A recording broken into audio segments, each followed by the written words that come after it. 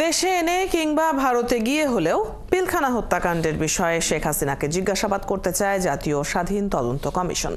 দুপুরে রাজধানীর রাওয়া ক্লাবে কমিশনের সাথে পিলখানায় হত্যাকাণ্ডের শিকার কর্মকর্তাদের পরিবারের মতবিনিময়ে একথা জানান কমিশন প্রধান আ.ন.ম ফজলুর রহমান। তিনি বলেন, এটি বিডিআর বিদ্রোহ ছিল না, ষড়যন্ত্রের মাধ্যমে সেনা কর্মকর্তাদের হত্যা করা হয়েছে, যাতে করে বাহিনীগুলো ও দেশ দুর্বল হয়। এর সাথে দেশি ও বিদেশি চক্র জড়িত ছিল। সেদিন সেনাবাহিনী বসে না থেকে পিলখানায় প্রবেশ করলে এমন হত্যাযজ্ঞ সম্ভব হতো না। কেন যায়নি, এর পেছনে কারা ছিল তা তদন্ত করে আনা হবে। কমিশন প্রধান জানান, পিলখানা হত্যাকাণ্ডের বিষয়ে চলমান মামলাগুলো নিয়েও তারা কাজ করতে চান। এ নিয়ে প্রধান উপদেষ্টাকে চিঠি দেওয়া হয়েছে। মঙ্গলবার বিজিবি সদর দপ্তরে অফিস পাবেন তারা, আর বুধবার থেকে কাজ শুরু করবে কমিশন।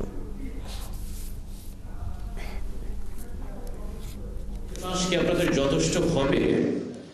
আর আপনাদের কি মনে হয় যে যেন তদন্ত কমিশনের কাজের সাথে লাগে?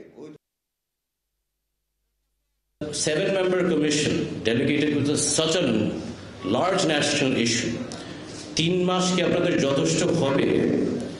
আর আপনাদের কি মনে হয় যে এত মানুষ এখানে জড়িত, involved, will a 7-member commission be enough or adequate to investigate such a large issue? কারোর প্রেসারে পড়ে, কারোর চাপে পড়ে আমি আমার কথা চেঞ্জ করি নাই।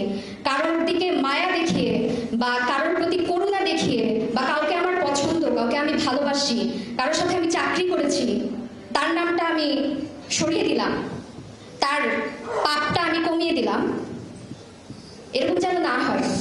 16 বছর ধরে যেখানে আমি প্রাইভেট জব করেছি, সেখানে সেই কোম্পানিকে বলে দেওয়া হয়েছে তাদের লাইসেন্স ক্যান্সেল করে দেওয়া হবে আমাকে যদি রাখা হয়। আর আর্মির কোথাও আমি চাকরি পাইনি, না রাওয়ায় না কোথাও। কেউ আমাকে কোনো হেল্প করেনি, নো ওয়ান।